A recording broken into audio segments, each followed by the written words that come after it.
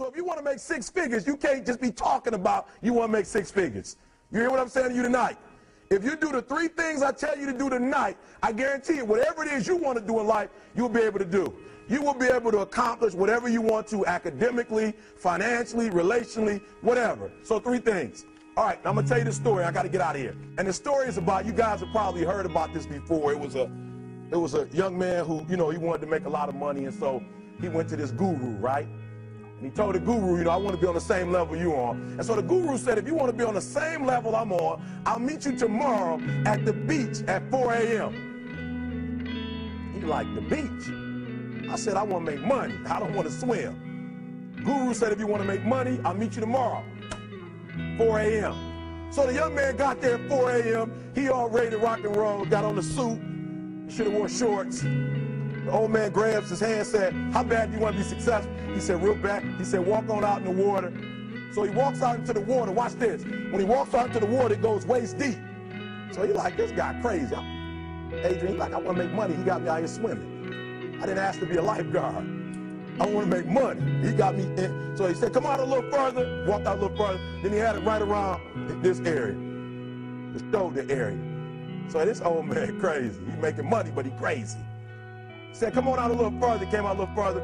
It was right at his mouth. My man like, I'm about to go back in here. This guy is mine. So the old man said, I thought you said you wanted to be successful. He said, I do. He said, walk a little further. He came, dropped his head in, held him down, hold him down. My man getting scratching, holding him down. I got you. I know you brushed it out, but I got you. He had him held down. I need you for an illustration. He had him held down. Just before my man was about to pass out, he raised him up. He said, I got a question for you. Somebody answer the question for me. He said, when you were underwater, what did you want to do?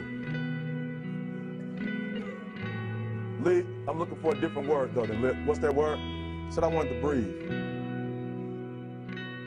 He told the guy, he said, when you want to succeed as bad as you want to breathe, then you'll be successful. I don't know how many of y'all got asthma in here today, but if you ever had an asthma attack before, you short of breath, SOB, shortness of breath, you wheezing. The only thing you trying to do is get some air. You don't care about no basketball game. You don't care what's on TV. You don't care about nobody calling you. You don't care about a party. The only thing you care about when you're trying to breathe is to get some fresh air. That's it.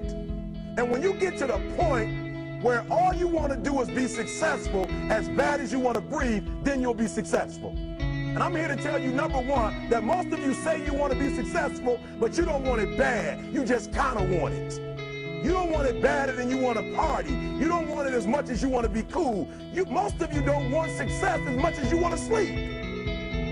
Some of you love sleep more than you love success. And I'm here to tell you today, if you're going to be successful, you've got to be willing to give up sleep. You got to be willing to work off for 3 hours of sleep, 2 hours. If you really want to be successful, some days you're going to have to stay up 3 days in a row. Because if you go to sleep, you might miss the opportunity to be successful. That's how bad you got to want it. You got to go days without, listen to me, you got to want to be successful so bad that you forget to eat.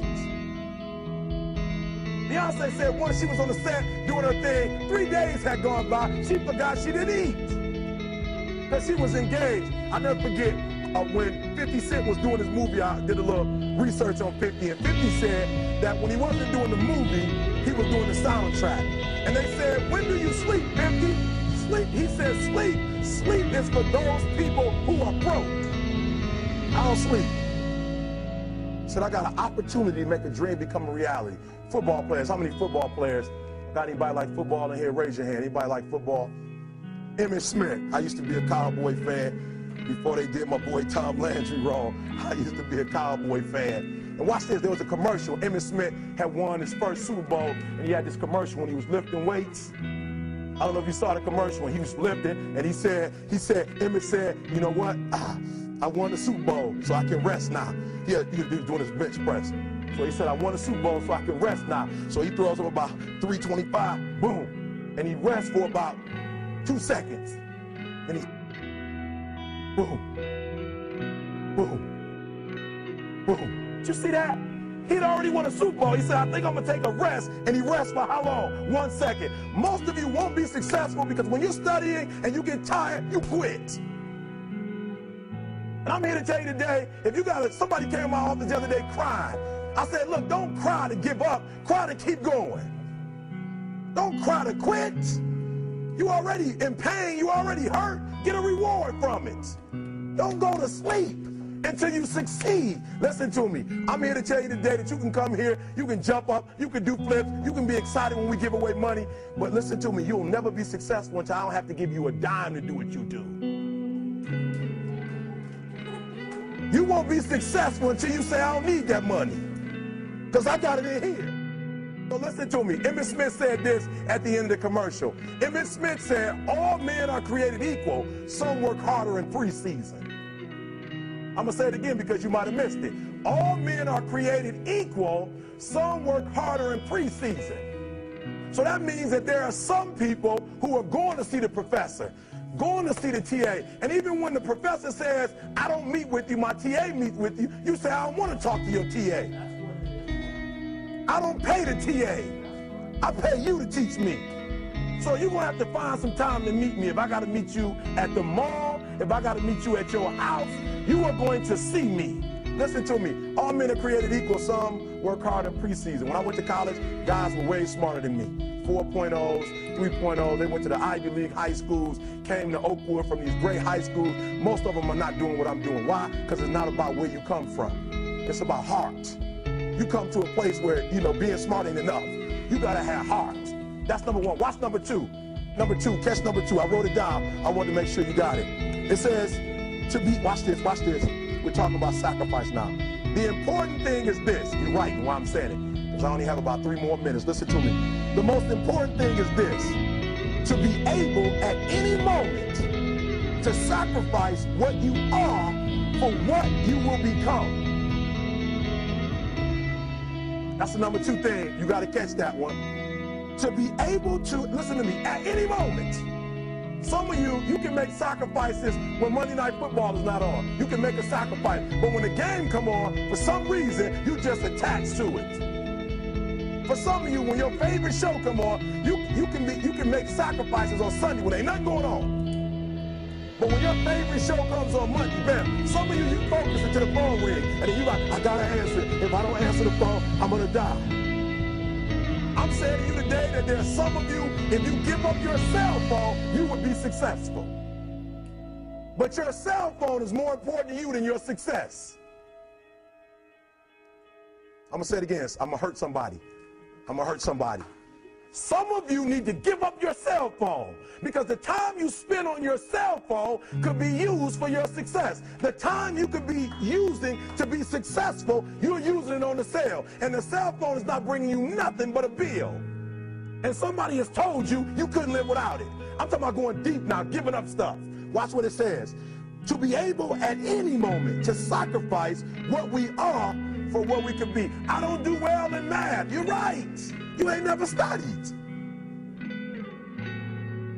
I'm not good in writing because you have never written before. But I dare you to fail in writing for a whole year to see if you can get to the end. I dare you to fail. I dare you to take that same class over and over again. I dare you to stop dropping classes like you soft. Always want to give up. I'm dropping. Why are you dropping? I'm so grateful that the slaves didn't drop and quit. Say, I'm just going to stop. I'm a slave. I'm just going to be a slave. I'm going to quit. Listen to me. The slaves said, we will live because one day we will become. We won't always be slaves.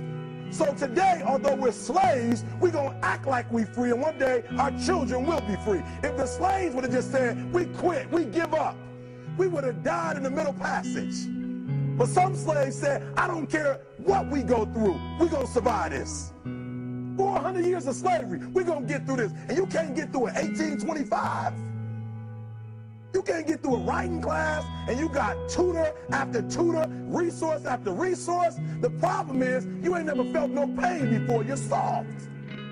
It's a soft generation. You quit on everything. Our people did not quit. Harriet Tubman not only made it, she went back and got some more. She said, you know what, I made it, but I'm going to walk all, listen to me, shh. not ride the bus. I'm going to walk all the way back down to the south to get some more. And you quitting on 1825? Now watch this. You quit after you, listen to me, you get a sleeping bag and you wait for them. You wait for the first WRA instructor to come in and you come out your sleeping bag, I need help. You quit after you do that. You quit after you had, listen to me, a WRA party.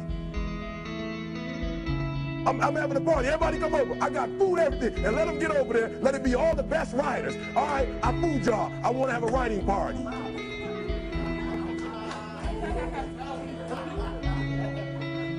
I'm serious. You quit and you ain't even tried yet. Last one, I'm sorry. Last one. Listen to me. Pain is temporary. It may last for a minute, or an hour, or a day, or even a year. But eventually, it will subside. And something else will take its place. If I quit, however, it will last forever. Listen to me, I'm telling you as I leave. I'm telling you as I leave, I was homeless for 2.5 years. And the problem with most of you never felt no pain before. Y'all spoiled. Y'all spoiled. Some of y'all spoiled, just bottom line. Your parents have done everything for you. You never had to do nothing for yourself. You're spoiled. We're going to keep it real tonight. Some of you are spoiled brats. Every time you ever got in trouble, somebody in your house got you out of it. Every time you've done something you're not supposed to do, people say, Eric, your mother's a tyrant. You're right. She kicked me out. You're right. She's mean, but she developed a man because she put me out there and said, you're going to have to grow up. And some of you have never learned to grow up. And so every time something get hard, you quit, you call mama. I dare you to take a little pain. I dare you. I dare you not to go home. Somebody said, I don't go home, I feel bad. Go through it. You ain't gonna die. At the end of pain is success. You're not gonna die because you're feeling a little pain. I'm not eating like I eat at home. That's why you're about to go to the next level, because if you keep eating like you ate at home, you'll keep being a boy or a girl. It's time to become man, woman. So don't worry about a little pain. My greatest asset is I was homeless, so I can't feel a whole lot of pain. I've already been alone. There's not a whole lot of hurt I can feel on a little paper, on a little test. So I leave you, listen to me. We have gotten to a point where it's midterms and we're moving forward. The days of you getting money, I'm not saying we quitting, but I'm saying the day has got to go from external to internal. You have to give it everything you got. No more TV, no more parties, no more playing. If you don't have a 4.0, what you need to be doing is studying. Get off the phone. I'm sorry, I'm not available until the end of this year. No, I'm for real. You reached the right number, but you called me at the wrong time. Call me back January 1st. I'm about to get busy now. Huh? I want you to have a countdown of your own and say when the countdown is over, we're the real, watch me, because when I was homeless, I knew something was wrong. I knew that wasn't the best of me. And one day I said, will the real Eric Thomas please stand up?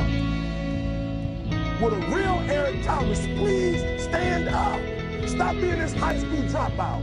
Stop giving up. Stop sleeping on the street. Stop walking up and down Fecal Avenue like you ain't got nothing, and get your GED. Stop being afraid to take a test. Stop being afraid to go to college because your daddy didn't go and your mama didn't go. Stop being afraid and be the best Eric Thomas you can be. But listen to me, it's going to be hard. It took me 12 years to get a 4-year degree, but I got it. And guess what? On a degree, it don't have dates. So if it took you 4 and it took me 12, it don't show up nowhere.